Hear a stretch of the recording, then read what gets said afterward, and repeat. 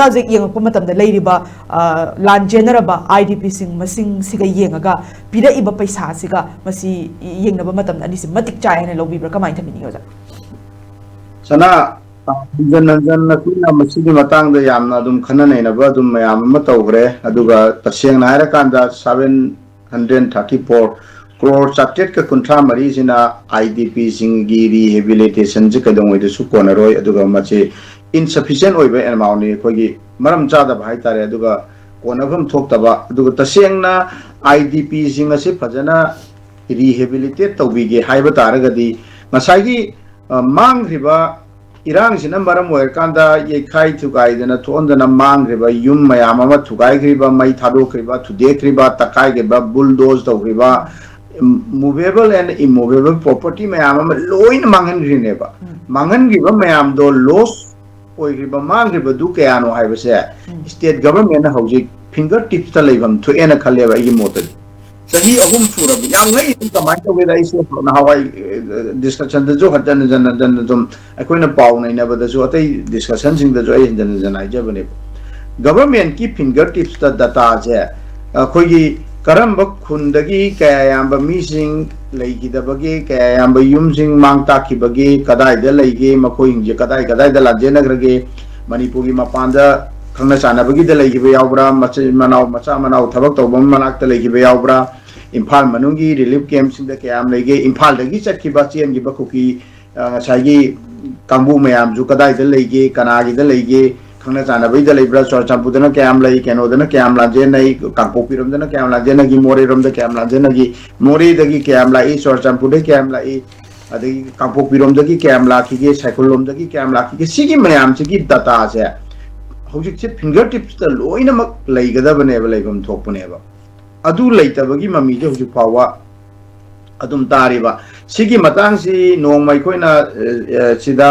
adum ELITETV gi ayuki sida su naina bada adu mamangi genom da su naina raba matungda adu matung nongi ni le kanda mamang tahi dani Imphal West ki di sina magi data mayam ama kokhatpagi karigi pot ama muthorki ai yam ngai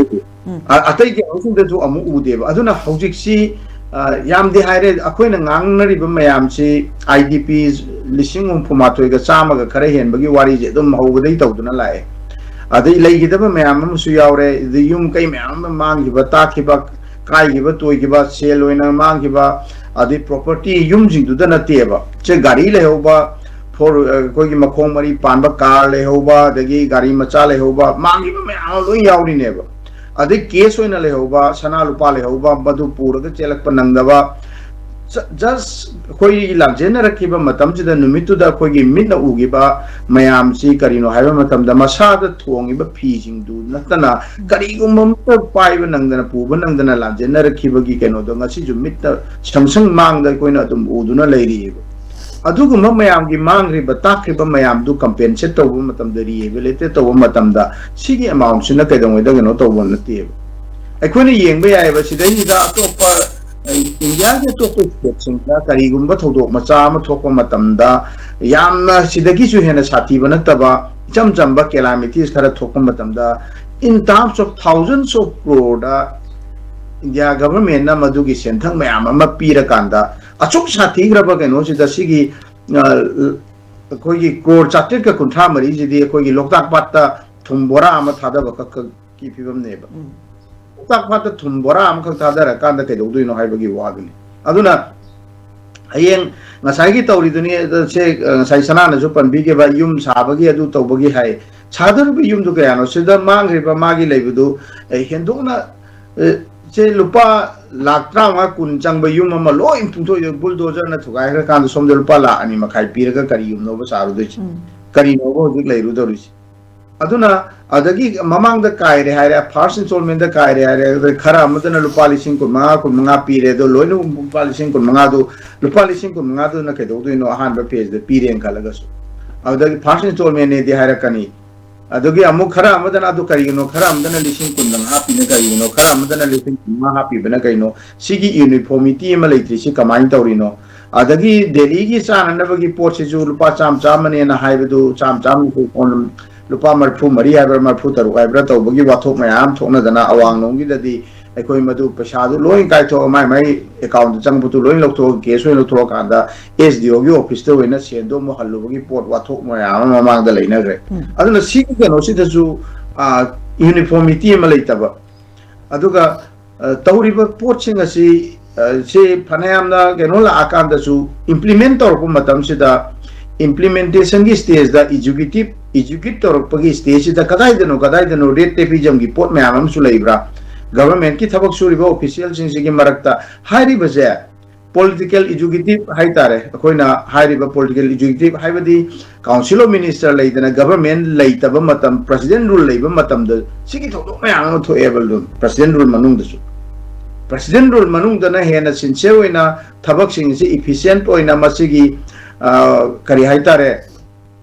sayed khoyena ba ayat apan de mayam na longnari di ayat apan ba thabak taw matam da tawrisi political executive sing sina haibadi MLA sing na minister sing na intervene taw badagi mai gi khudong chabi yang narak badai mai gi mi gi michang sangan nai badagi ayam ba thabak sing si tawbungam da badong na u bodo khana bodo adusu achaw saru amani adugi mathakta nasai gi MLA minister sing si asai thabak taw asai kai hitare akogi suspended animation da leiba matam du da su kaidoge haiba matam da bureaucracy gi magi executive ki gari government ki employees sing sina taw matam da masai phajana taw gi da bagi efficient oina taw da bagi aduga uniformity naina taw da bagi potche wathok mayam ma dum thoeb aduna kadai dono ma dum problem che lai aduna sigi crore chakre ka kunthra mari sina rehabilitation gi sigi मियोई लांजेनरिबा लिसिंग हुंफुमा थोइगा खरे हेनबसे सी खक्ता ओरमोयबा सिगिजे आई अखोइना सी याम कुमना येंबा यारिदि IDPs लिसिंग हुंफुमा थोइगा खरा हाइरेसे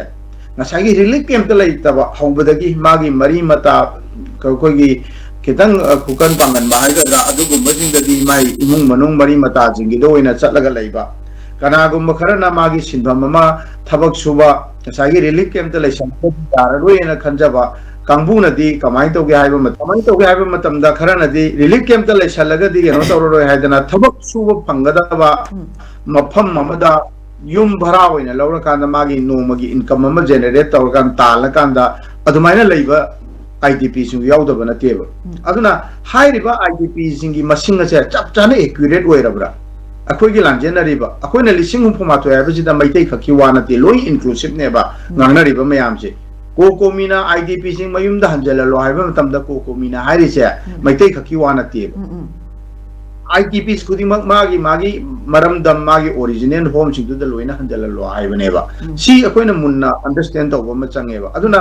IDP सिंगी मसिंगजे चप चाबा IDP सिंगी मसिंगजे ngasi bawa government na haibang ngamde haideba chawrak poma sum bhapna mari ra kanda sigi lamba chawra haigadra sigi mari raga sum bhapna saraga haibagi poche mase khudak ta to kanda accurate oiba data ma hauji government na madu para kanda madugi data dugi matungi na ba amount lepa kadori do mangri du kya no haibagi chap chaba amount mangri ba loss masagi sigi irang ki da mangri ba yum kai mai thagri ba tagri ba tumgri ba mayam ja sigi data tu fajana lera kanda data du dagi amount se holakadabane ba aduna kalang khangni chatre ka humdra mari se fajana accurate data du phanga kan si dadi chatre ka humdra mari si yongna changda ba ju yawram magadi kamai tawni aduna chap chaba data do hana government na madu thamba ma changi madu ki data do government khakta government ki officer gi khutta leibata natana madu public domain da website amada government ki mari leinaba department ki website amada madugi data do mado public na su access tawba yaba kadai da kaya amba mi masing kamai to na mang ta krino kadai da lanje na krino kadai da lei adagi mang ge yum na kaya no mang ge ba lan thum property movable and immovable property kamai to buno haiba mayam se adu loina makto hana data da miyam da madu public domain da thamakanda madugi changada ba sentham mado government na India government na madu puthokam to every state na ni bagi wafam na teba masidu si thoiba chingba thodo ama thoka na madu government na puthoka da bane ba puthopa ngamoi hairaga di miyam na atop upaya ama thirakanda public funding mayam ama atopa akoi gi corporate social responsibility gi committee akoi company singi kenogi through dagi akoi na funding natraga mapan gi lebak singi akoi gi funding sing dagi akoi na matiang lobani khangdi edu tobani khangdi tobu yai ba government na tawroi na hairagadi adubu ihan hanbada mathau taridi data du neba aduna data do hana thamba